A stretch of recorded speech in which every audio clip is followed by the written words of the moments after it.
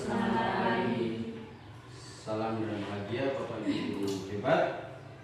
Pada hari ini kami berdua, saya sendiri Clemens Laga Kawolo SPD DR bersama Bapak Gradus Boli SPD DR adalah calon guru penggerak angkatan 11 dari Kabupaten Lembata yang hari ini akan membagi praktik baik tentang penerapan budaya positif di lingkungan sekolah kita ini. Namun sebelum kita memulai sosialisasi tentang penerapan budaya positif,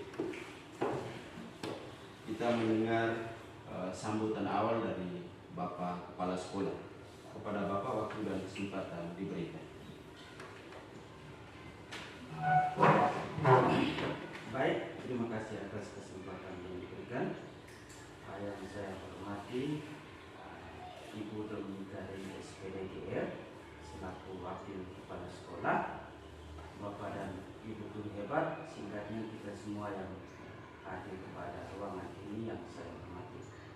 Pertama-tama kita patut memanjatkan puji dan syukur kehadiran Tuhan Yang Maha Kuasa karena atas berkat dan rahmat-Nya pada pagi hari ini kita semua berkumpul di dalam ruangan ini untuk mendengar, belajar tentang praktik baik dalam penerapan disiplin budaya positif di sekolah kita ini. Saya selaku kepala sekolah yang mana di dalamnya menjadi salah satu peserta calon guru penggerak angkatan 11 bersama Pak Clemens Laga SPD, yang mana hari ini juga kita akan bersama-sama belajar, kita sama-sama melihat bagaimana pola penerapan budaya positif di lingkungan sekolah kita ini. Setelah kami belajar kurang lebih 3 bulan ini, bagaimana kami berdua berusaha untuk membagi praktik baik yang telah kami dapatkan dalam bangku pendidikan untuk bisa diterapkan bersama-sama dengan Bapak Ibu guru sekalian. Jadi tujuan dari kegiatan kita pada pagi hari ini, kita mengikuti kegiatan ini dengan baik sehingga pada akhirnya hasil yang kita dapat hari ini kita bisa implementasikan atau kita bisa menerapkan dalam keseharian kita sebagai seorang guru yang profesional. Jadi hari itu saja yang perlu saya sampaikan pada pagi hari ini. Terima kasih, selamat pagi dan saya kembali. Terima kasih kepada Bapak Kepala Sekolah yang sudah membawa kita dalam sambutan awal. Maka marilah kita mengikuti rangkaian acara kita di pagi hari ini tentang mewujudkan budaya positif di sekolah kita ini. Maka mari kita menyimak materi-materi dan berdiskusi bersama yang akan dibawakan oleh Bapak Gradus Boli SPD. Pada Bapak waktu dan tempat dipersilakan. Baik, terima kasih atas kesempatan yang diberikan Bapak dan Ibu guru hebat yang saya hormati. Hari ini kita akan melihat bersama-sama materi yang akan saya bersama Pak Clemens Laga bawakan, yakni penerapan budaya positif di lingkungan kita. Sekarang Bapak-Bapak kita sementara melihat pertanyaan pemantik yang mana akan menghantar kita untuk bagaimana kita tahu tentang budaya, materi tentang budaya positif di sekolah itu seperti apa saja.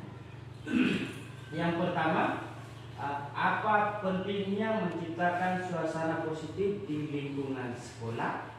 Itu pertanyaan yang pertama. Yang kedua, sebagai seorang pendidik dan atau pemimpin sekolah, bagaimana Anda dapat menciptakan suasana positif di lingkungan Anda selama ini? Yang ketiga, apa hubungan antara menciptakan suasana yang positif dengan proses pembelajaran yang berpihak pada murid? Yang keempat, bagaimana penerapan disiplin saat ini di sekolah? Apakah diterapkan dengan efektif?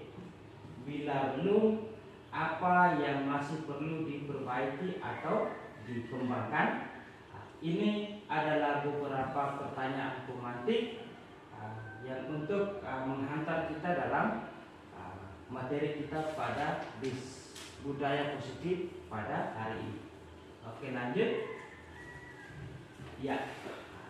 Jadi hari ini kita akan belajar bersama-sama tentang apa itu perubahan paradigma belajar. Materi yang kedua tentang disiplin positif. Materi yang ketiga tentang motivasi diri manusia.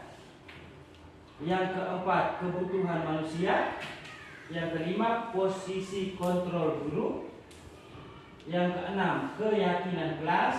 Dan yang terakhir, segitiga restitusi. Jadi modul ini, materi-materi ini sebentar kita kaitkan dengan pertanyaan pemantik tadi itu. Oh, yang tadi tentang budaya positif, tentang disiplin itu seperti apa, dia maksudnya di mana, atau posisi kontrol gurunya. Oh, misalnya pagi hari ada 5 posisi kontrol guru, itu yang sebentar kita belajar bersama. Jadi itu poin-poin penting yang akan kita belajar bersama-sama pada pagi hari ini. Baik, kita lihat yang pertama, pembelajaran dengan paradigma baru. Pembelajaran dengan paradigma baru itu pembelajaran dengan yang dirancang berdasarkan prinsip pembelajaran yang berdiferensiasi. Kalau dalam kurikulum Merdeka itu model pembelajaran berdiferensiasi, yang mana setiap siswa belajar sesuai dengan kebutuhan dan tahapan perkembangan untuk mewujudkan profil pelajar Pancasila. Jadi kita selama ini kita sudah belajar tentang profil pelajar Pancasila itu antara lain beriman, bertakwa kepada Tuhan Yang Maha Esa dan berakhlak mulia. Itu profil pelajar Pancasila yang pertama. Yang kedua, mandiri. Yang ketiga, bernalar kritis. Yang keempat, kreatif. Yang kelima, gotong royong. Dan yang keenam, berkebinekaan global. Itu profil Pancasila yang kita harapkan dari penerapan untuk seorang siswa menjadi sebagai siswa yang berprofil Pancasila. Baik, yang berikut berkaitan dengan disiplin positif. Kalau disiplin itu kita sudah biasa dalam keseharian kita, dalam tugas kita sebagai guru, kita sudah bisa tahu disiplin itu. Jadi apa arti dari disiplin? Kita lihat sama-sama. Ya. Dalam budaya kita, makna kata disiplin itu artinya sesuatu yang dilakukan seseorang kepada orang lain untuk mendapatkan kepatuhan. Kita cenderung menghubungkan kata disiplin dengan ketidaknyamanan. Kalau kita bilang mau disiplin, maka pergolakan antara hati dengan kebiasaan. Itu yang kita namakan disiplin. Lanjut. Ya. Disiplin dan nilai kebajikan. Menurut Ki Hajar Dewantara atau KHD itu menyatakan bahwa untuk menciptakan murid yang merdeka, syarat utamanya adalah harus ada disiplin yang kuat. Disiplin yang dimaksud adalah disiplin diri yang memiliki motivasi internal. Jadi disiplin diri itu disiplin bukan dalam artian bahwa seseorang itu menyadari bahwa disiplin itu sangat berguna bagi dirinya, sehingga dalam penerapan itu disiplin itu tidak didasarkan kepada paksaan ataukah hadiah atau penghargaan. Kalau saya ke sekolah tepat waktu supaya kepala sekolah puji saya ke sekolah tepat waktu supaya saya jangan terlambat.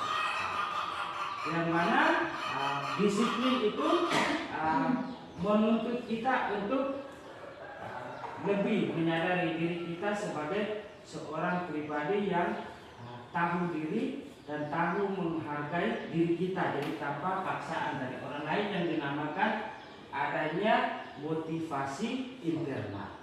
Motivasi internal itu segala sesuatu yang didasarkan pada hati nurani kita sendiri.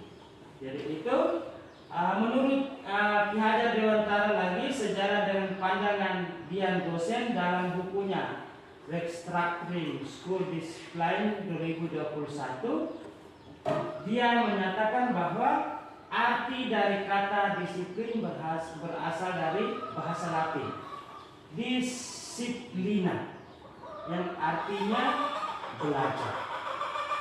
Seseorang yang memiliki disiplin diri berarti mereka bisa bertanggung jawab terhadap apa yang dilakukannya, karena mereka mendasarkan tindakan mereka pada nilai-nilai kebajikan universal.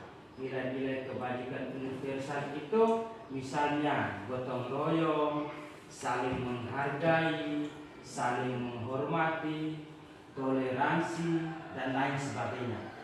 Nilai-nilai kebajikan adalah sifat-sifat positif manusia yang merupakan tujuan mulia yang ingin dicapai oleh setiap individu. Jadi nilai-nilai positif itu merupakan tujuan dari seorang individu untuk bagaimana dia belajar tentang nilai-nilai dan dalam menerapkan nilai atau kebajikan tersebut. Nilai-nilai kebajikan juga yang ingin dicapai oleh setiap anak Indonesia yang kita kenal dengan profil pelajar Pancasila. Tadi kita sudah lihat secara bersama-sama tadi, bertakwa kepada Tuhan yang Maha Esa dan berakhlak mulia, mandiri, kreatif, bernalar kritis, gotong royong, dan berkebinekaan global.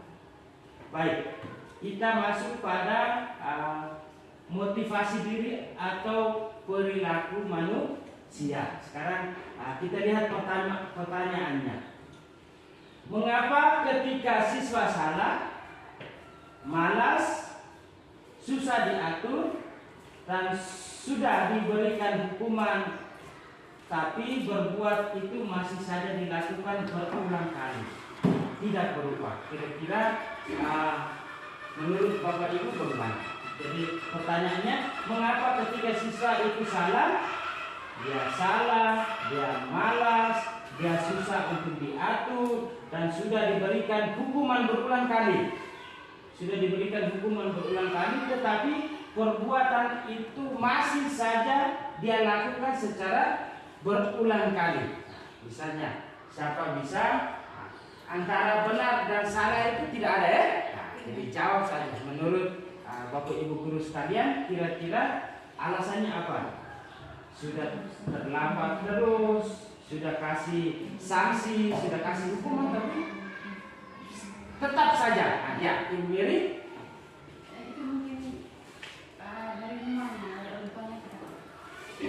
Oke, dari Ibu Miri, mungkin dari rumahnya. Penekannya pada keluarga. Ibu Miri dari rumah, penekanannya pada keluarga. Siapa lagi? Ya, Ibu Ani. Ya, terima kasih. Ini dari saya, menurut saya ini mungkin kurang perhatian dari kedua belah pihak, antara kita guru dan juga orang tua. Mungkin mereka melakukan kesalahan atau malas, mungkin kita hanya biarkan begitu, atau kita memberi sanksi begitu. Setelah itu kita cuek, masa bodoh gitu, sehingga mereka mulai melakukan kesalahan. Dan yang berikut mungkin faktor kedekatan kita dengan siswa itu, mungkin kita juga tidak panggil mereka secara pribadi, sehingga mereka melakukan berulang kali. Oke, baik. Itu dari Ibu Anye. Jadi bisa juga dari faktor guru itu sendiri maupun dari siswa dan orang tua. Bagaimana? Bapak Ibu guru yang lain?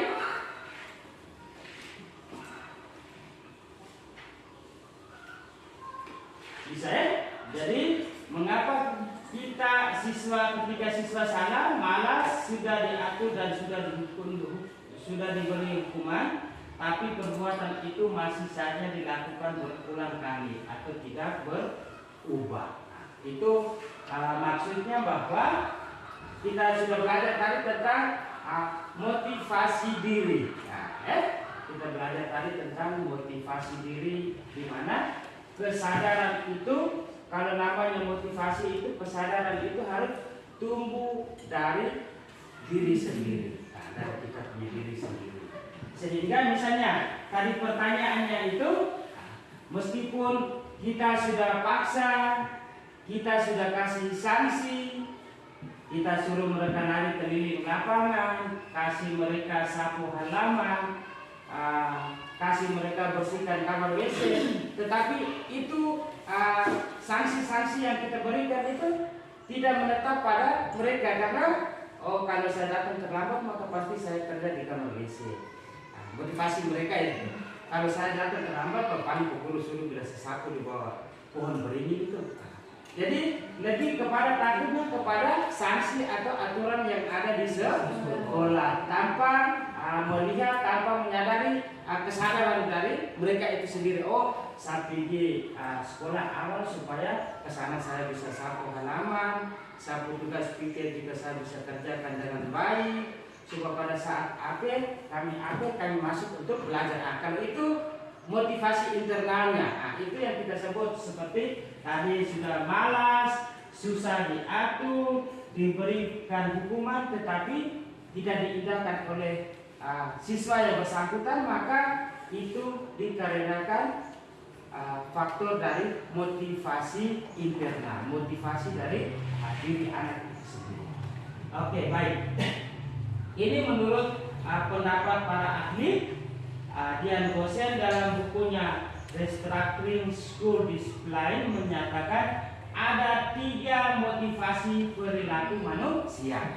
Ada 3 motivasi perilaku manusia. Yang pertama, 1, untuk menghindari ketidaknyamanan atau hukuman. Seperti yang sudah saya sampaikan tadi, saya ke sekolah tepat waktu supaya ibu guru mereka tidak berikan saya sanksi. Itu karena takut dengan sanksi atau hukuman. Yang kedua, untuk mendapatkan imbalan atau penghargaan dari orang lain. Saya ke sekolah tepat waktu supaya saya punya Pak Entus atau Pak Servas, guru yang bersangkut di masing-masing kelas itu, mereka puji saya, mendapatkan penghargaan. Mereka datang cepat, sampai kalau biasa saya sampai di sekolah itu, kalau saya hadir lebih dulu maka sebentar pada saat Pak Guru mereka mulai les, maka Pak Guru bertanya siapa yang tadi datang lebih dulu, maka di saat itu Pak Guru suruh anak-anak yang lain untuk tepuk tangan untuk saya. Itu karena imbalan atau penghargaan dari orang lain. Atau besok usahakan siapa jangan terlambat, supaya kalau siapa yang datang duluan maka Pak Guru kasih uang 5.000. Itu motivasi karena mendapatkan imbalan atau penghargaan dari orang lain. Begitu juga dari siswa, begitu juga sama dengan Bapak Ibu guru. Misalnya saya punya tugas pikir, saya harus ke sekolah lebih cepat supaya pada saat Bapak Kepala Sekolah sampai di sekolah itu saya sudah ada di sekolah. Atau pada saat saya sudah sampai di sekolah, Bapak Kepala Sekolah dia senang dengan saya karena supaya itu mendapatkan penghargaan atau imbalan dari orang lain. Yang ketiga, untuk menjadi orang yang mereka inginkan dan menghargai diri sendiri dengan nilai-nilai yang mereka percaya. Ini yang kita sebut dengan motivasi diri secara internal, kesadaran dari mereka punya diri itu. Saya ke sekolah tepat waktu supaya saya bisa lakukan satu aktivitas pagi hari sebelum KBM. Pada saat kegiatan sudah tuntas, kami apel. Setelah apel, kami masuk untuk kegiatan pembelajaran. Itu dinamakan motivasi internal. Baik, dihukum oleh penghargaan.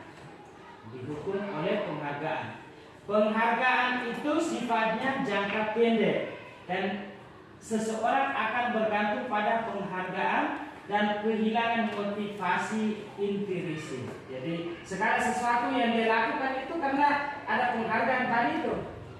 Segala sesuatu yang dia lakukan, oh tadi saya mau buat ini tetapi saya mesti sapu guru sebagai siswa laksana, oh saya mesti ambil selang, saya pasang di keran, saya siram bunga supaya peguru mereka datang, peguru mereka senang dengan saya. Itu untuk mendapatkan penghargaan. Berikut, penghargaan tidak efektif karena jika tidak mendapatkan pasti akan kecewa dan berkecil hati. Ini contoh pada saat kegiatan pembagian buku laporan pendidikan. Ada beberapa kali yang mana kejuaraan peserta didik dari kelas 1 sampai kelas 6 dari pemerintah desa memberikan penghargaan berupa juara 1, 2, dan 3 berupa mendapatkan beasiswa. Jadi pada saat program ini tidak jalan, pada saat kita Bapak Ibu Guru bacakan kejuaraan, mereka langsung teringat dan tersentuh. Oh ya, kalau kita juara 1, juara 2, juara 3 maka kita dapat uang tentang kemarin itu. Ternyata pada saat yang itu amplopnya tidak ada. Jadi mereka punya penghargaan itu tidak efektif karena tidak mendapatkan yang pasti atau mereka berkecil hati. Oh ya, tahun kemarin mereka dapat, tahun ini saya sudah belajar setengah mati untuk mau jadi juara 1 baru saya tidak dapat amplop nih. Itu mereka akan kecewa dan berkecil hati. Yang kedua, penghargaan itu merusak hubungan karena yang lainnya akan merasa iri. Jadi misalnya teman-teman lain yang juara tadi mereka maju untuk terima amplop di depan, teman-teman yang lain yang pasti berdiri nonton dan mereka merasa iri. Oh hanya mereka itu saja yang pilih kita yang lain ini. Itu mereka punya penghargaan merusak hubungan yang lain kalau merasa iri. Terus penghargaan juga menurunkan kualitas dan mematikan kreativitas. Penghargaan juga menurunkan kualitas dan mematikan kreativitas. Jadi mereka belajar itu hanya semata-mata untuk mendapatkan penghargaan atau imbalan itu saja. Mereka hanya berfokus bahwa saya mesti belajar, saya mesti kejar juara 1, saya mesti kejar juara 2 supaya saya dapat imbalan tadi, amplop tadi. Yang ketiga, penghargaan sebagai hukuman karena mengendalikan perilaku seseorang. Penghargaan sebagai hukuman karena mengendalikan perilaku seseorang. Misalnya kita beri penghargaan kepada dia karena dia sering datang. Oh kalau besok misalkan engkau datang terlambat lagi, so besok Bapak Guru kasih aku sesuatu. Kalau engkau datang terlambat maka Bapak Guru dikasih, maka dari sendirinya.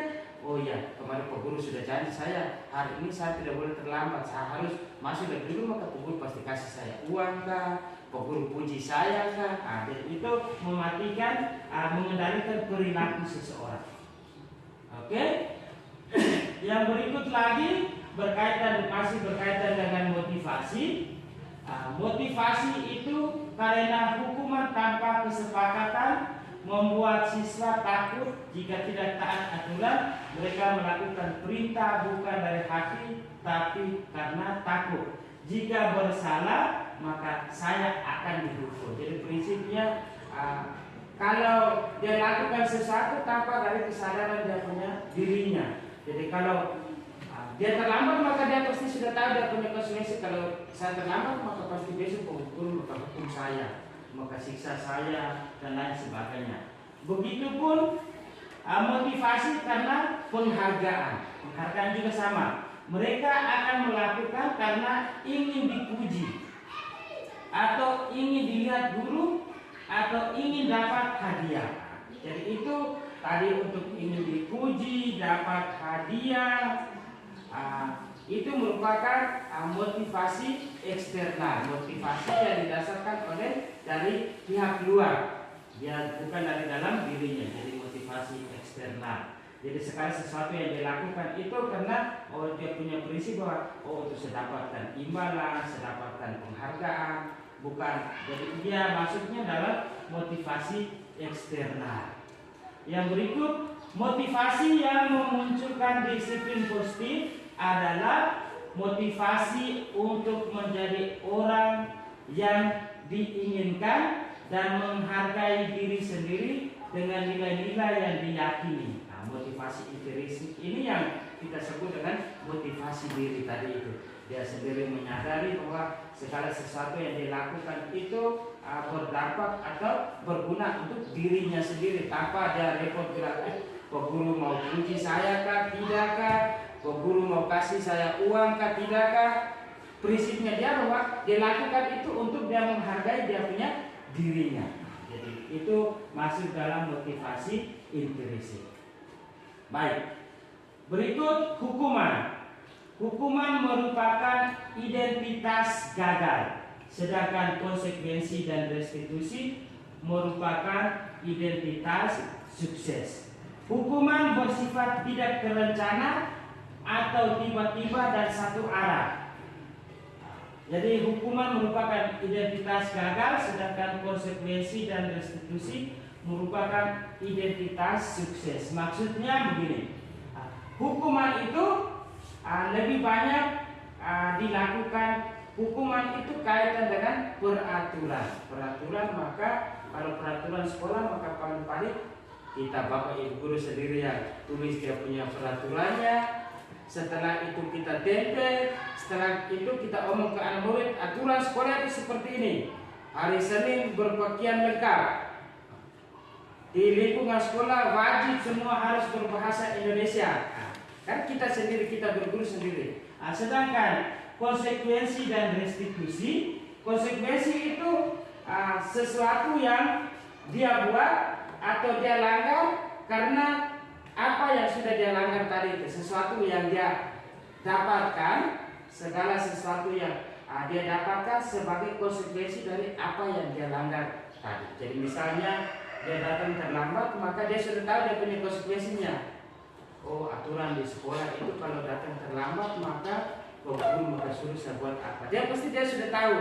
Dan datang kita sadari, kita panggil anak itu, kenapa terlambat? Karena bangun terlambat. Bangun terlambat karena apa? Dari malam tidur nonton TV terlalu lama jadi bangun kesiangan. Sudah tahu tuh kalau terlambat maka buat apa? Maka mereka sudah langsung tahu memang. Itu yang dinamakan konsekuensi. Sedangkan restitusi itu artinya bahwa sebentar ada video juga bagaimana bapak ibu guru mempraktekkan restitusi, segitiga restitusi. Restitusi itu artinya anak sudah dia datang terlambat. Setelah datang terlambat kita sapa dia, kita panggil dia, kita tanya kenapa terlambat. Oh, karena ini. Kalau begitu maka bagaimana untuk kalian buat supaya besok tidak boleh terlambat lagi. Oh, besok saya usahakan untuk saya bangun lebih cepat. Kalau besok kalau tidak bangun lebih cepat maka bagaimana? Saya akan berusaha untuk saya tidak terlambat lagi. Itu yang dinamakan restitusi.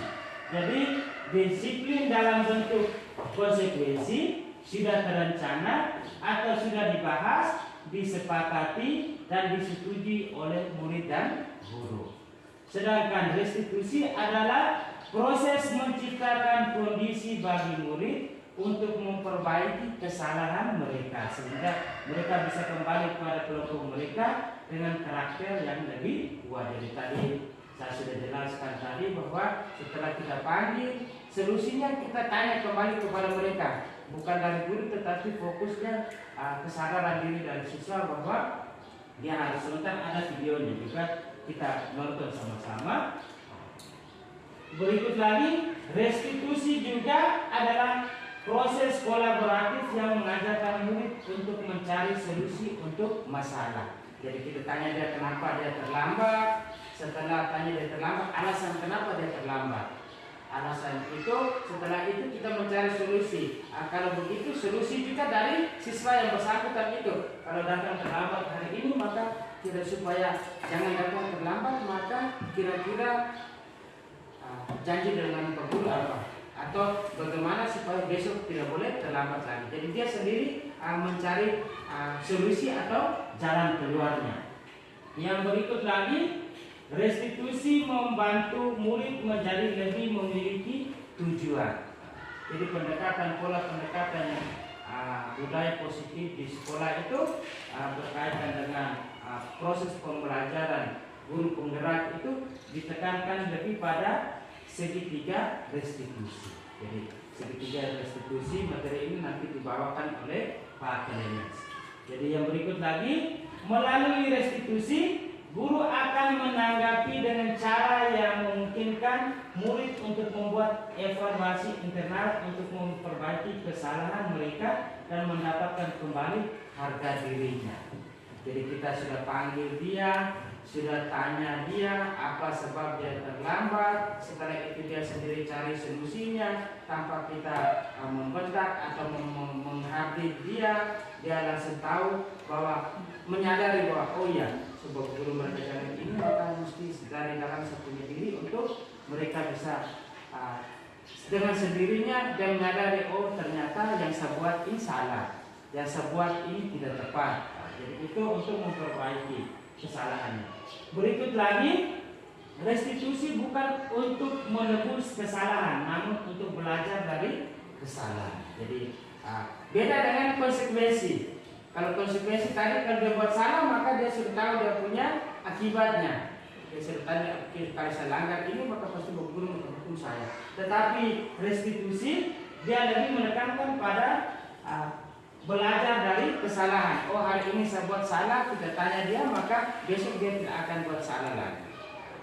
Yang berikut lagi, restitusi juga memperbaiki hubungan antara murid dengan guru atau murid dengan kepala sekolah, bapak ibu guru dengan kepala sekolah, dan lain sebagainya. Restitusi juga menuntut untuk melihat ke dalam diri kita masing-masing. Restitusi juga mencari kebutuhan dasar yang mendasari tindakan. Dan restitusi diri adalah cara yang paling baik. Dan restitusi juga fokus pada karakter bukan tindakan. Dan restitusi menguatkan dan berfokus pada solusi. Dan yang terakhir, restitusi mengembalikan murid yang berbuat salah pada kelompoknya. Oke. Baik, sekarang kita masuk kepada tadi kita sudah lihat tentang motivasi belajar, motivasi manusia, restitusi. Sekarang kita masuk pada keyakinan kelas. Keyakinan itu artinya nilai-nilai kebajikan universal yang disepakati secara tersirat dan tersurat. Lepas dari latar belakang suku, negara, bahasa maupun agama, orang lebih tergerak dan bersemangat untuk menjalankan keyakinannya daripada hanya sekedar mengikuti serangkaian peraturan tertulis tanpa makna. Pernyataan keyakinan kelas dibuat dalam kalimat yang positif. Jadi mengapa keyakinan kelas dan mengapa bukan peraturan kelas? Jadi ada pertanyaan pemantik ini, mengapa kita harus buat keyakinan kelas? Mengapa kenapa maka kita tidak buat peraturan kelas saja? Kira-kira Bapak Ibu guru bisa membedakan antara keyakinan kelas dan peraturan kelas. Keyakinan kelas itu sama dengan peraturan kelas atau tidak? Ya? Beda. Ya, menurut Pak Kelenes beda ya? Ya. Teman-teman yang lain, bagi ibu guru yang lain, apakah keyakinan kelas sama dengan peraturan kelas? Ya, Ibu Ani beda ya? Oke. Mengapa keyakinan kelas dan peraturan kelas itu dua hal yang berbeda? Kami belajar dalam guru penggerak itu yang menyangkut keyakinan kelas itu segala sesuatu yang disepakati secara bersama-sama antara guru dengan siswa yang ada di kelasnya, atau di lingkungan sekolah maka kepala sekolah bersama guru-gurunya. Tidak ada kepala sekolah duduk terus dia buat sendiri, wali kelas duduk terus dia buat sendiri. Kan itu yang masuknya di aturan atau peraturan kelas. Kalau peraturan kelas maka Pak Sefas mulai duduk harus dibuat aturan kelas dulu. Dilarang bermain pada saat proses pembelajaran tanpa kita berkomunikasi dengan anak-anak kita. Jadi peraturan kelas itu tidak beda dengan keyakinan kelas. Sedangkan keyakinan kelas maka kita sama-sama duduk. Kita sama-sama duduk sama-sama, kita ambil, kita cari pendapat-pendapat dari anak-anak mereka. Jadi kita membuat keyakinan kelas pada saat pagi hari sebelum kegiatan pembelajaran, maka kita sepakat untuk buat keyakinan kelas. Contoh, misalnya pada saat berguru sementara mengajar, maka bagaimana? Jika mereka memilih, tapi kita harus tidak boleh ribut, tidak boleh ribut di kelas, tidak boleh buang sampah di lantai. Kalau kita mau ke kamar kecil maka kita harus izin bapak ibu guru dulu. Itu mereka sendiri yang berpendapat itu. Setelah berpendapat itu maka kita jadikan sebagai keyakinan kelas, sehingga pada saat proses pembelajaran itu mereka tahu, mereka bilang tadi kita sudah janji tadi itu apa-apa saja.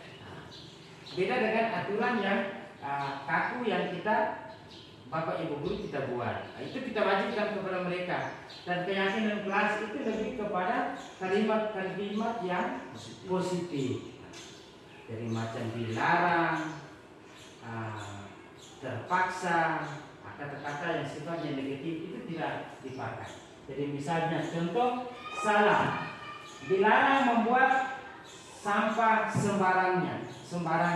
Itu kalimat negatif. Kalimat yang harus kita buat, yang harus kita tulis itu, buanglah sampah pada tempatnya. Karena dilarang, kita sudah larang, mereka bilang, maka buanglah sampah pada tempatnya. Jadi itu yang dinamakan restitusi, keyakinan kelas. Berikut pembentukan keyakinan kelas. Jadi bagaimana cara-cara atau langkah-langkah dalam kita membuat keyakinan kelas. Di kelas kita punya itu seperti apa, atau keyakinan sekolah seperti apa saja. Berupa pernyataan yang pertama itu bersifat abstrak. Abstrak itu sesuatu yang tidak tampak begitu. Jadi misalnya nilai-nilai kebajikan yang perlu untuk kita hargai itu misalnya menghargai diri sendiri, menghargai contoh-contoh keyakinan kelas, menghargai diri sendiri, pernyataan universal. Berupa pernyataan universal dibuat dalam pernyataan yang positif, sedikit saja agar mudah diingat, sesuai dengan kondisi kelas agar mudah diterapkan. Semua warga kelas atau sekolah dilibatkan saat membuat keyakinan kelas atau sekolah. Bersedia meninjau kembali keyakinan kelas dari waktu ke waktu. Jadi itu tata cara dalam penyusunan keyakinan kelas. Oke. Jadi dari sampai pada terakhir ini tentang pembentukan keyakinan kelas. Jadi kita bisa melihat sebentar ada video juga. Video bagaimana pembentukan keyakinan kelas, segitiga restitusi, 5 posisi kontrol guru yang nanti akan dibawakan oleh rekan saya Pak Clemens Langkah atau Wolo SPDGR. Pada tempat ini saya persilakan. Baik, kita aplaus untuk Pak Garus.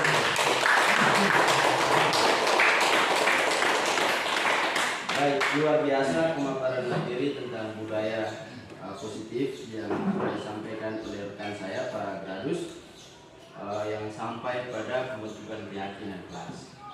Dan sekarang Bapak Ibu guru lebar, sekarang giliran saya. Namun hampir sudah 40 menit, 30 menit kita terlalu fokus, ya, terlalu fokus sehingga saya mengajak kita untuk bermain sedikit dulu. Sebutkan warna yang ada pada tulisan ini. Tulisannya nanti ya. Ya, harus kompak sama-sama ya. Tidak boleh ada yang lebih dulu, tidak boleh ada yang kemudian. Ya. Siap. Sebutkan warna yang ada pada tulisan ini. Ya. Harus kompak sama-sama. 1, 2, 3. Hitam. Oke. 1, 2, 3. Merah. Oke. Ada yang tadi sebut biru ya? Ada yang sebut biru tadi. Yang terakhir 1, 2, 3. Kuning. Kuning ya? Yang benarnya adalah kuning. Sebutkan warna pada tulisan. Berarti kuning yang benar-benar. Iya. Ya, itu adalah menguji kecepatan otak kita. Biar kita fokus dulu. Tetapi kita lanjut ya. Kita lanjut, Bapak Ibu tetap fokus, tetap semangat. Kita lanjut ke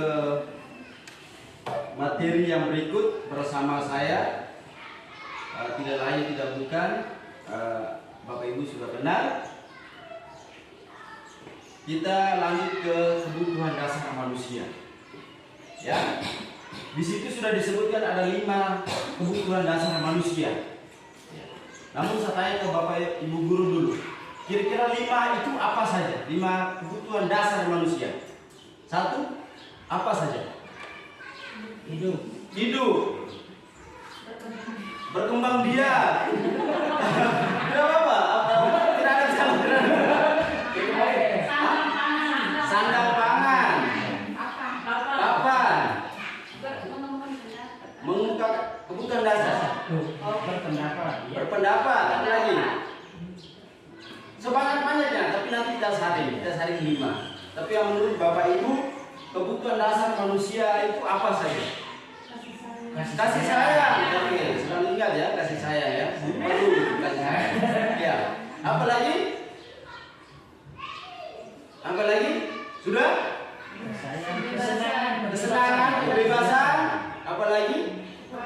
Kepuasan. Ya, kira-kira seperti itu ya kebutuhan dasar manusia. Kebutuhan itu berkembang biak. Kebutuhan ya. Itu mungkin kebutuhan. Jadi mari kita lihat sama-sama. Itu adalah yang pertama, bertahan hidup. Yang tadi disebut makan, pangan, sandang, papan tadi. Ya dong? Itu untuk bertahan hidup yang meliputi makanan, pakaian, tempat tinggal, keamanan, kesehatan. Nah, yang berikut kasih sayang, ya. Yang tadi sudah disebut itu. Kasih sayang itu wajib ya? Wajib. Dan rasa diterima. Rasa diterima, dipedulikan, berbagi, kerjasama, dan menjadi bagian dalam kelompok, ya. Nah, seperti ini kita mengambil bagian. Ya, mohon maaf kalau ada salah tulis sudah yang cengar-cengir. Sebenarnya itu kelompok ya. Baik, yang berikut adalah penguasa. Tidak ada yang bisa rasa menguasai itu, pasti itu. Kita sebagai manusia kebutuhan dasar pasti ada 3 penguasaan. Penguasaan itu mulai dari diri kita sendiri. Nah, penguasaan diri untuk tidak dianggap, memimpin, untuk dianggap atau tidak dianggap, ya, memimpin, diakui dan didengar. Kita sering berbicara, kita mengharapkan bahwa orang lain untuk bisa dengar. Kalau kita berbicara terus yang di samping main HP terus, kita tersinggung. Ya loh, pasti kita tersinggung. Entah itu orang tua kita atau teman, sahabat pun, kalau kita berbicara terus tidak didengar, itu berarti penguasaan diri kita itu merasa tidak dihargai. Yang berikut kebebasan. Ya, kebebasan ini perlu untuk kita. Apalagi kita anak-anak SD, kita punya murid SD, itu mereka punya waktu diberi kebebasan, bebas belajar, ya, yang kita sebut dengan merdeka belajar, mandiri, mencoba hal baru, pilihan dan mengendalikan diri. Bahkan kita sampai dengan umur sekitar ini juga masih ingin bebas, ya. Kita sekolah dari hari Senin sampai Sabtu, Minggu itu karena ada kebebasan tersendiri, ya. Tetapi setelah itu Minggu itu selesai, tidur bangun pagi Senin itu sudah masuk dalam tempurung. Bebasnya sudah tidak ada lagi.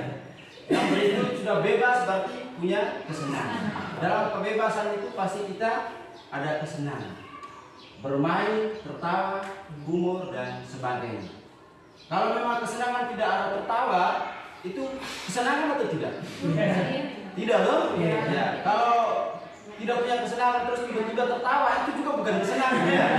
Ya. Kita bisa bedakan tuh. Nah, kesenangan itu diimbangi dengan tertawa. Mungkin kita bermain dan tiba-tiba menciptakan suatu hal yang lucu, itu kita tertawa. Tapi seandainya Pak Regal duduk sendiri terus tiba-tiba tertawa tanpa melihat handphone, itu bukan kesenangan. Itu bukan kesenangan. Nah, itu seperti itu. Baik, itu adalah 5 kebutuhan dasar manusia. Sekarang kita masuk ke posisi kontrol yang tadi sudah disinggung oleh rekan saya, Pak Radus. Yang pertama adalah posisi kontrol guru di penghukum, sebagai penghukum, ya.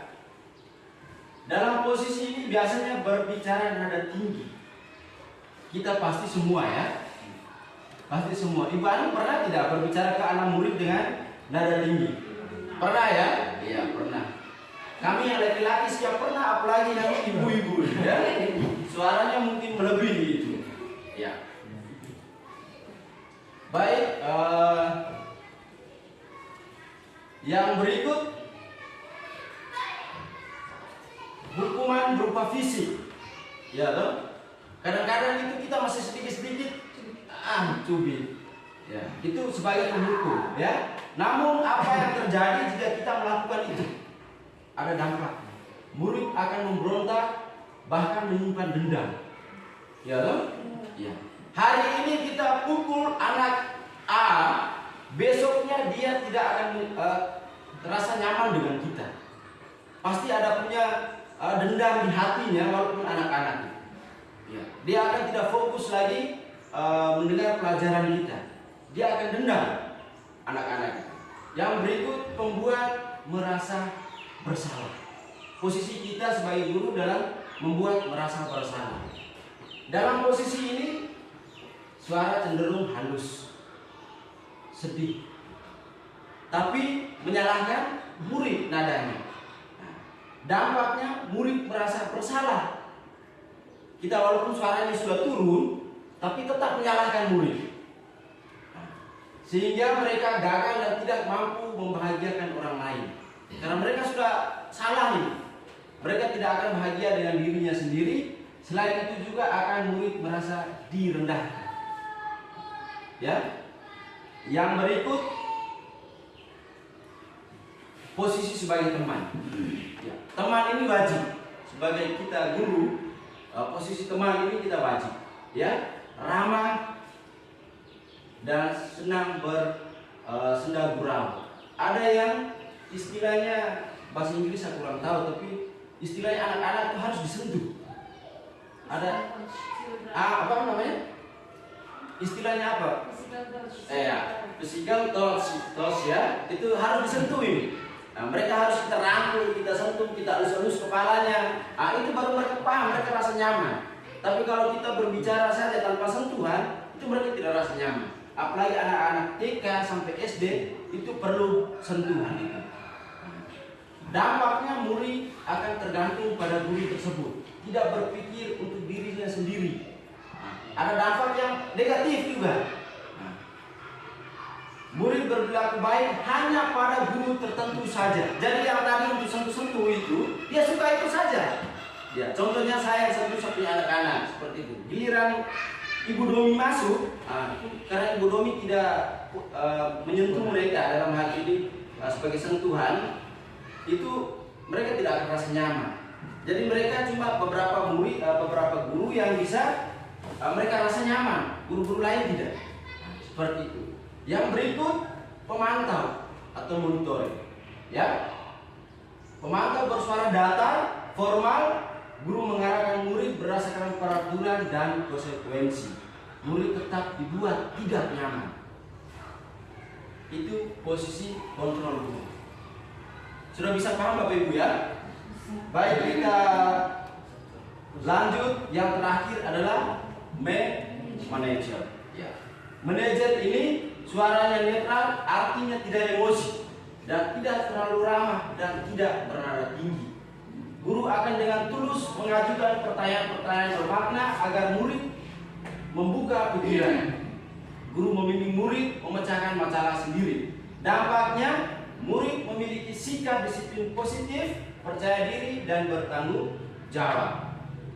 Jadi dari kelima posisi kontrol guru, seharusnya kita sebagai, yang lebih tepatnya kita sebagai teman, kontrol sebagai posisi teman, penghukum, membuat rasa masalah, atau di manajer.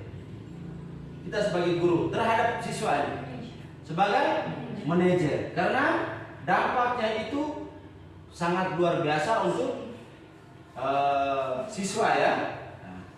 Jadi mulai dari sekarang kita Bapak Ibu guru yang belum menerapkan posisi kontrol sebagai manajer, mungkin kita akan sedikit demi sedikit mulai berubah. Baik, ini contohnya penerapan 5 posisi kontrol guru. Yang satu tadi penghukum ya, kasusnya siswa tidak lengkap seragam. Seperti yang sudah digambarkan rekan saya tadi ya, Pak Gradus tadi, siswa tidak lengkap seragam. Dalam posisi kita sebagai penghukum berlutut selama 1 jam. Itu posisi kita guru sebagai penghukum. Ya. Yang berikut posisi kita sebagai pembuat merasa bersalah, yaitu beberapa ibu atau bapak harus berapa kali bapak ibu guru harus memberitahu kamu agar sehingga kamu selalu mengecewakan. Itu membuat nada berbicara kalimat seperti itu membuat siswa akan merasa bersalah. Yang berikut sebagai teman, ayo dong. Itu kan teman tuh biasanya. Kita dengan teman, ayo dong ikut aturan sekolah. Tolong bantu bapak ibu. Seperti itu. Ya sudah, tidak apa-apa, jangan berbuat begitu lagi. Itu posisi kita sebagai teman. Dan berikut posisi sebagai pemantau. Kamu sudah melanggar peraturan sekolah, kamu tahu konsekuensinya, dicatat. Nah, itu tadi sudah digambarkan di depan tadi oleh rekan saya. Yang berikut manajer. Ini yang kita pakai. Seharusnya yang kita pakai ya. Yang kedepannya kita akan mempraktikkan itu posisi kita sebagai manajer. Apa kamu tahu kesalahan? Panggil dia dulu. Siap. Panggil dia dulu, datang, tanya. Kamu tahu tidak kesalahan? Pasti dia jawab, saya seragamnya tidak lengkap. Kira-kira bagaimana kamu memperbaiki kesalahan? Itu akan kita masuk dalam segitiga restitusi. Selama ini mungkin kita sudah melakukan, namun kita tidak tahu itu segitiga restitusi. Atau mungkin terbalik. Ya, segitiganya kita tumpul ke bawah, bukan tumpul ke atas. Ya. Ini kita masuk ini. Baik, Bapak Ibu, ini adalah salah satu contoh video tentang 5 posisi kontrol guru. Ya, kita akan menyaksikan seperti yang sudah digambarkan oleh saya dan bersama rekan saya di awal tadi. Dalam posisi ini, video ini, kita masing-masing guru menempatkan diri. Selama ini saya di posisi mana? Ya, apakah kita semua di posisi penghukum? Ataukah kita semua di posisi manajer? Atau posisi teman? Atau pembuat merasa bersalah? Seperti itu. Jadi kita merasa diri dalam hati saja. Boleh senyum, boleh tertawa ya. Mari kita menyimak.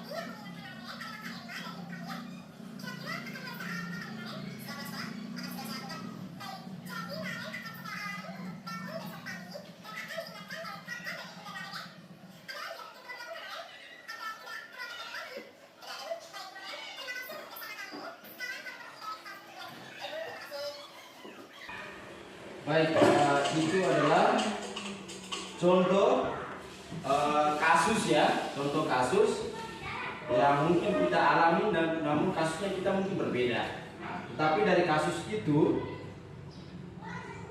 Bapak Ibu mungkin dalam posisi seperti apa? Atau apakah manajer yang selama ini ya nyata ya di sekolah kita, ya di sekolah kita ini, kira-kira Pak Servas selama ini Pak Servas posisinya sebagai apa? Pembuat masalah, yang membuat merasa bersalah, penghukuman,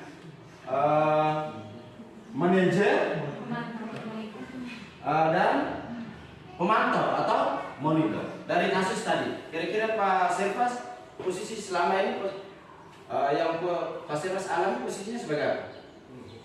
Penghukuman, beliau dalam penghukuman. Ibu Ani kira-kira? Saya melihat menonton video tadi, kayaknya semua masuk ke situ. Semuanya. Sama ya.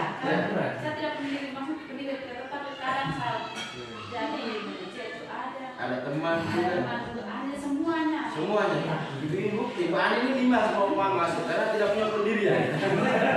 Oke. Ibu Domi kira-kira? Saya dulu seperti Ibu Ani. Ya, semua masuk. Kira-kira kita seperti itu ya. Jadi hampir ini mewakili kita semua ya. Jadi kadang-kadang itu ada kita mesti jadi manajer. Ya tapi kadang-kadang karena hal itu selalu dilakukan oleh anak, maka tiba-tiba kita menjadi seorang penghukum. Ya. Sebagai seorang penghukum. Jadi kira-kira yang dijawab oleh Ibu Ani dan Ibu Domi itu mewakili kita semua sudah.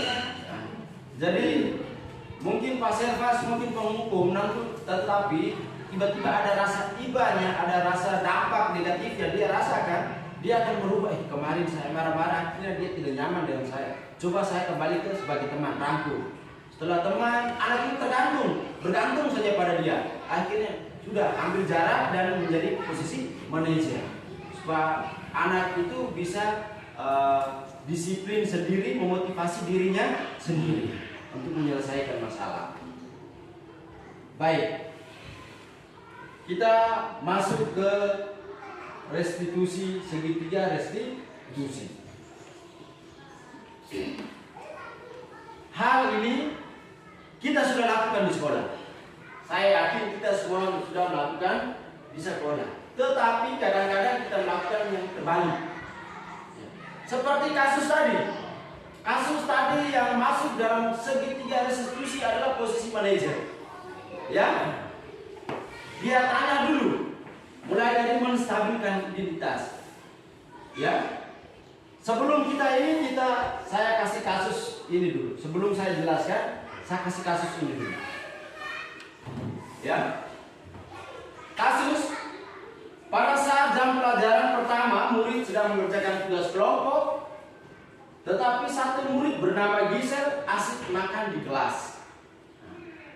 Lalu saya menghampiri dan saya katakan silakan lanjutkan makannya. Setelah jam pelajaran selesai, saya memanggil Gisel ke ruangan BK untuk menemukanali akar permasalahan. Ya. Seandainya kita Bapak Ibu guru ini sebagai guru yang ada dalam kasus ini, kira-kira apa yang kita lakukan sesuai dengan segitiga restitusi yang kita akan bahas. Coba Bapak Ibu buat dulu.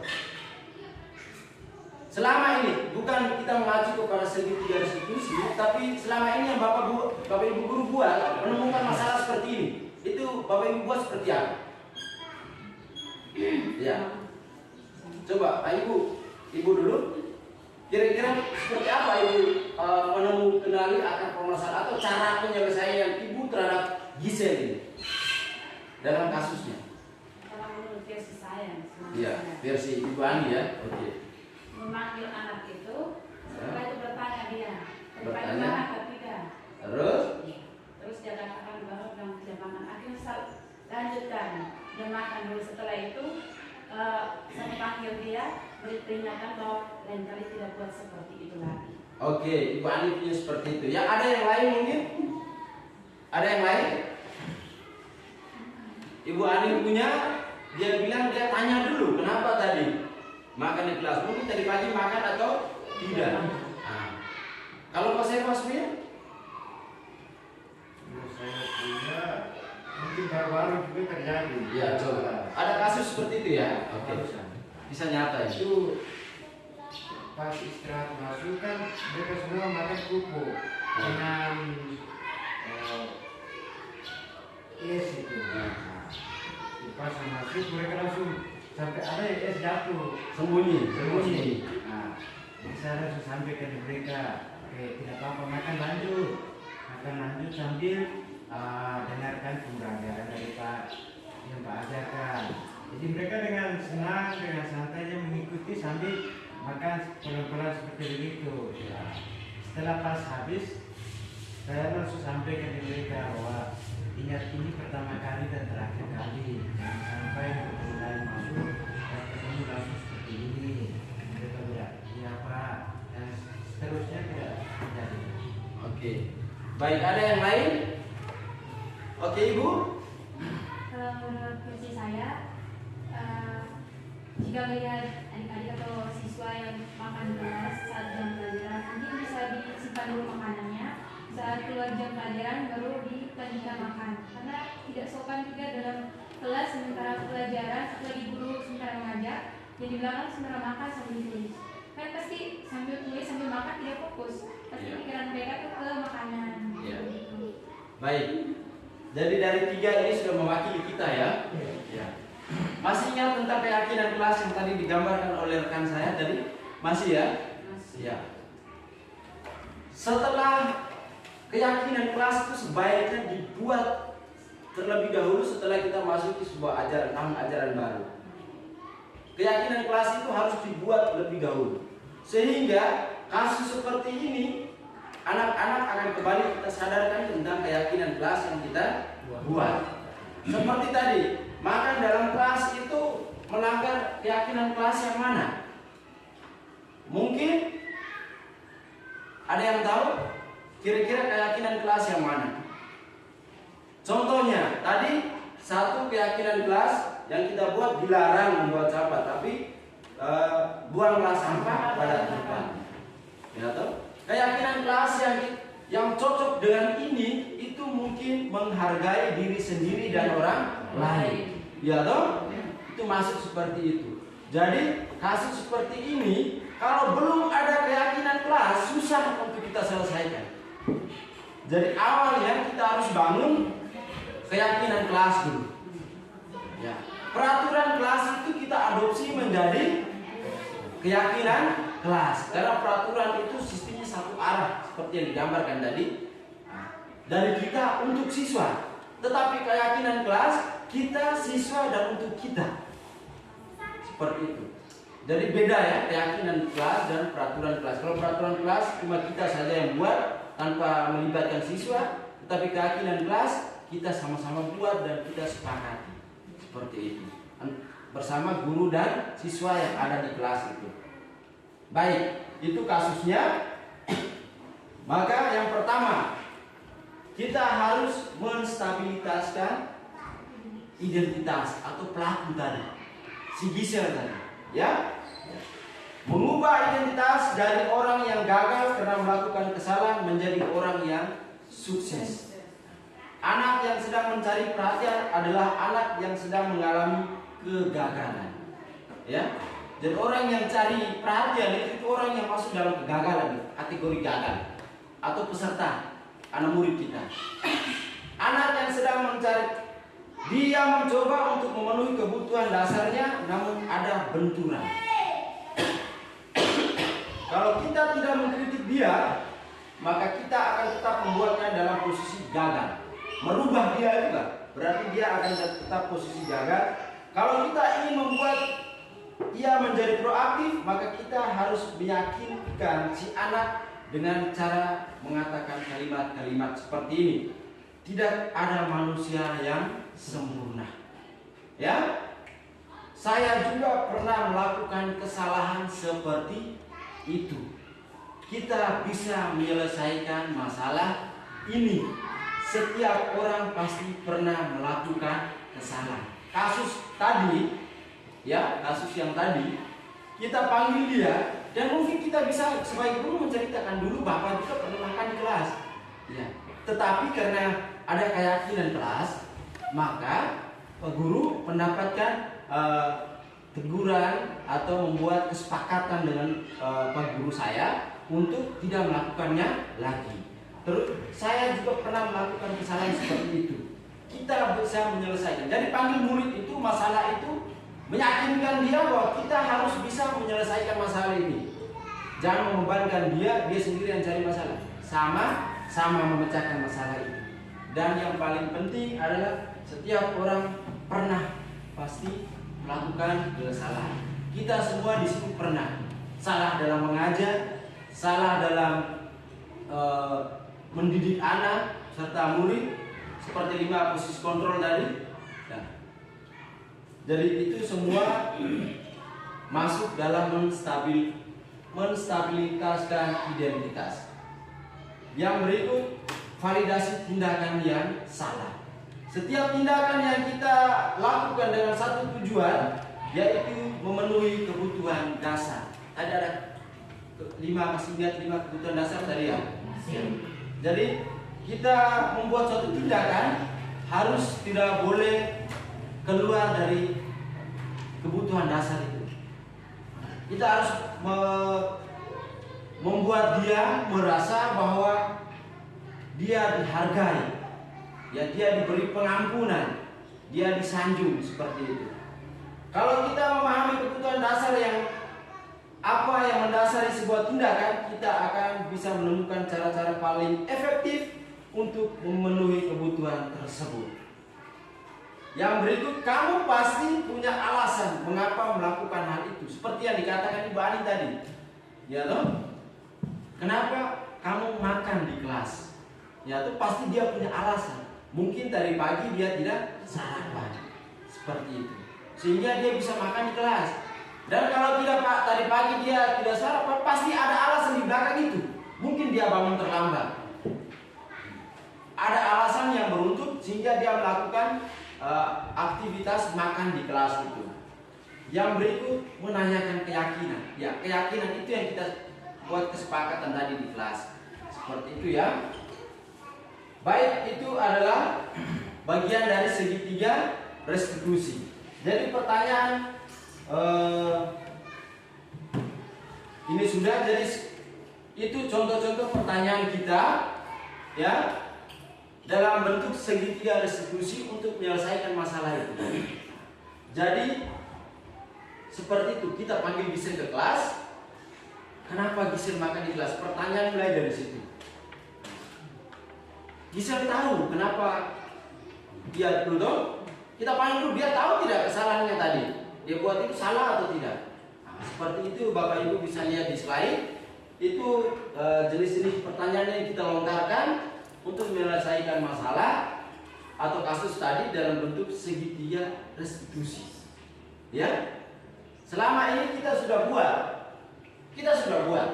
tetapi mungkin kita di posisi sebagai penghukum ya Pak Sefas ya, lebih ke penghukum. Nah, seperti itu. Jadi sebelum saya lanjut diskusinya, saya ingin bertanya ke Bapak Ibu. Kira-kira segitiga restitusi ini dampak yang baik itu apa dan dampak yang tidak baik itu apa? Dampak baik dari segitiga penyelesaian masalah sesuai dengan segitiga restitusi. Dampak yang baiknya itu apa?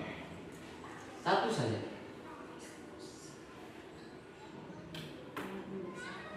Anak menjadi sadar atas kesalahannya. Oke. Apa lagi? Kalau dampak tidak baik, dia akan mengulangi perbuatan itu lagi. Kalau tidak, dipanggil. Apa lagi? Mungkin Bapak kalau sekolah, dampak yang baik dari segitiga restitusi. Baik, untuk dampak yang baik itu dia merasa dirinya berbuat salah. Iya. Itu yang pertama, merasa dirinya berbuat salah. Terus bagaimana caranya untuk yang menyadari kesalahan dia, terus bagaimana dia mencari solusi untuk tidak mengulangi kesalahan yang sama. Ada tidak dampak tidak baik dari segitiga restitusi? Dampak tidak baik atau dampak negatif dari segitiga restitusi itu sesuai dengan pengalaman Bapak di sekolah. Kalau sesuai dengan pengalaman di sekolah itu terkadang hal-hal yang ini kita sudah lakukan juga, tetapi rutinitas kita dalam menerapkan segitiga restitusi ini terkadang tidak kesampaian atau tidak secara lengkap gitu, sehingga terkadang ada hal-hal yang lain itu kita abaikan. Maksudnya antara murid dengan guru itu tidak lebih terkadang anggapan yang macam tadi seperti teman tadi, karena kita memanggil pada saat kesalahan kita panggil dia terus, nanti anak-anak yang lain juga pasti akan ingin guru ini kenapa panggil anak itu terus ya. Itu maksudnya itu dampak negatif dari anak-anak yang bersangkutan. Baik, terima kasih Bapak Kepala Sekolah sekaligus rekan saya yang sudah menggambarkan tadi. Jadi segitiga restitusi ini memang sangat baik dan memupuk mental anak ya. Kalau kita di 5 posisi kontrol guru tadi, terus kita tidak menyelesaikan masalah seperti yang digambarkan oleh pola dari segitiga restitusi, mental anak-anak kita akan tidak bisa diperbaiki. Jadi langkah-langkahnya itu kita harus teratur. Yang pertama, menstabilitaskan identitas. Kita buat dia tenang dulu. Intinya pada saat dia mendapatkan masalah, kita panggil dan buat dia tenang dulu. Jangan merasa takut, ya. Jangan dari sana, sudah suaranya nada sudah tinggi, itu tidak bisa menstabilitas identitas pelaku itu. Seperti itu. Itu kita lakukan ya Pak Sebas ya. Kalau mereka sudah ribut sana, kita sudah teriak, itu suasana hatinya sudah tidak ini lagi. Terus memvalidasi tindakan yang salah, menanyakan dia yang dibuat itu benar atau tidak, atas kesadarannya dia atau tidak. Terus menanyakan keyakinan ini kesepakatan kelas yang kita sudah bangun bersama. Setelah itu mencari solusi supaya dia tidak bisa mengulangi lagi. Baik, terakhir dari saya Bapak Ibu untuk menutup materi ini, setelah kami mengikuti pembelajaran calon guru penggerak, intinya sekarang itu siswa itu kita hanya menuntun, bukan menuntut. Ya, mungkin kemarin itu kita menuntut, ya. Dia harus tahu A kali B tambah Y itu sama dengan berapa. Contohnya, ya toh? B kali X pangkat 2 itu dia harus tahu. Tetapi kita sekarang menuntut sesuai kodratnya. Itu yang kami pelajari bersama dengan rekan saya, kami pelajari. Seperti bahwa biarlah padi itu tumbuhnya padi. Jangan paksakan padi itu tumbuh jadi jagung. Seperti itu. Atau jangan paksakan ikan berenang di jalan raya. Ya, seperti itu. Jadi kita menuntut sesuai kodratnya. Dan anak itu bakatnya di mana, dia di mana, kita cuma menuntut saja. Tidak bisa Pak Serva sebagai guru olahraga, siswa putranya suka olahraga tapi yang bola kaki, tapi Pak Serva selalu kau melukis saja karena kita punya melukis tidak ada. Tidak bisa begitu. Kita harus menuntut. Itu tuntutan atau gambaran dari Bapak Ki Hajar Dewantara. Jadi untuk menutup kegiatan saya undang kita berdiri untuk menyanyi sekaligus menutup materi kita. Tik tik tik 1 2 3. Tik tik tik bunyi di atas.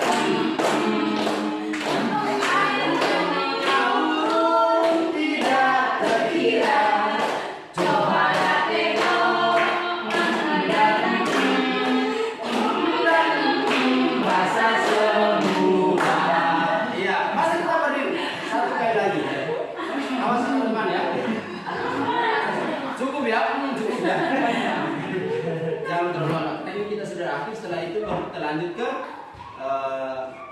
penutup kita, ya. Biar makin segar. Saya bilang pendek, panjang. Pendeknya begini ya, awas kena panjang. Tidak, ini pendek. Pendek, ini panjang. Panjang, pendek. Oke, sama-sama ya. Panjang. Panjang. Ini panjang. Panjang. Pendek. Panjang. Pendek. Panjang. Pendek. Panjang. Sudah fokus ya? Sudah. Saya pakai nyanyi. Panjang, panjang, panjang, pendek. Pendek, pendek, pendek, panjang. Panjang, pendek, panjang. Panjang, pendek, panjang, pendek, pendek, panjang, pendek, panjang, pendek. Bisa fokus ya? Fokus, fokus. Satu kali lagi, satu kali lagi. Fokus. Panjang, pendek ya. Panjang, pendek. Panjang, panjang, panjang, pendek. Pendek, pendek, pendek, panjang. Panjang, panjang, panjang, pendek, pendek, panjang, panjang, pendek, pendek, panjang, panjang, pendek. Dan bapak sekolah tetap begini.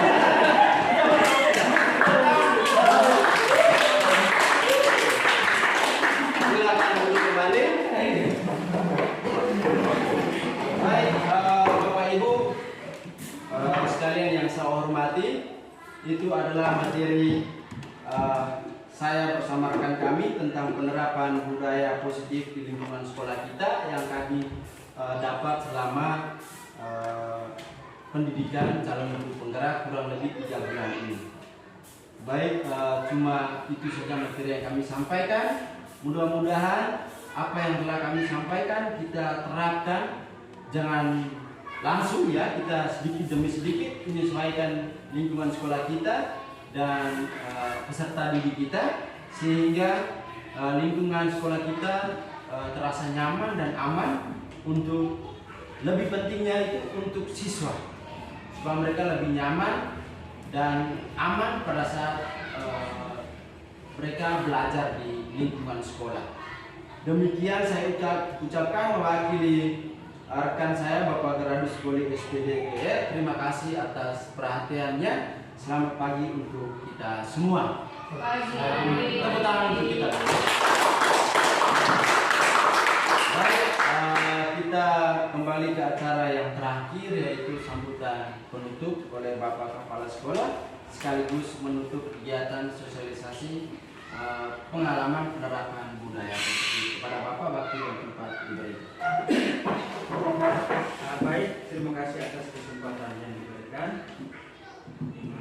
Dari SPDGR selaku wakil kepala sekolah yang saya hormati, Bapak dan Ibu guru hebat yang saya hormati, Pak Kalemes Laga atau oleh SPDGR selaku rekan dalam perkuliahan calon guru penggerak angkatan 11 Kabupaten Lembata yang saya hormati. Singkatnya kita semua yang hadir pada kesempatan ini yang saya banggakan dan saya hormati pula. Setelah kita mengikuti kegiatan mulai dari pagi sampai siang hari ini, sudah begitu banyak materi atau bahan yang telah saya sendiri dan Pak Kalemes melakukan praktik baik berdasarkan materi-materi yang sudah kita lalui secara bersama-sama tadi. Yang pertama berkaitan dengan terpenting dari kita itu bahwa nilai dari budaya positif, poin-poin penting yang kita harus kita petik dan bagaimana kita laksanakan secara tahap demi tahap, jangan secara keseluruhan. Tahap demi tahap itu yang pertama itu berkaitan dengan teori dari motivasi diri. Itu yang terpenting. Teori motivasi itu paksaan, imbalan dan kemauan dari diri sendiri, itu poin yang pertama. Yang kedua berkaitan dengan 5 posisi kontrol guru, karena kita adalah Bapak dan Ibu guru hebat. 5 posisi kontrol guru Dan yang terakhir dari 5 posisi kontrol itu kita menyadari untuk bagaimana kita menerapkan segitiga restitusi. Jadi kita menerapkan segitiga restitusi seperti yang sudah dijelaskan oleh kami berdua tadi. Pada tempat yang berikut, saya selaku kepala sekolah dan calon guru penggerak juga mengucapkan terima kasih banyak kepada Bapak Ibu Guru yang sudah mendukung saya bersama Pak Lemes untuk kita bisa sama-sama dari pagi sampai siang ini kita melaksanakan kegiatan praktik baik dalam penerapan budaya positif di sekolah kita ini. Pada tempat yang ketiga, ucapan permohonan maaf kepada Bapak dan Ibu Guru bila mana dalam kegiatan tadi saya sendiri selaku mahasiswa, begitu juga bersama rekan saya Pak Lemes, ada kata-kata tindak tanduk yang dapat menyakiti hati dari Bapak Ibu sekalian. Pada kesempatan ini saya mohon maaf, dan pada tempat yang terakhir saya ucapkan terima kasih kepada kita semua dan selamat siang untuk kita semua.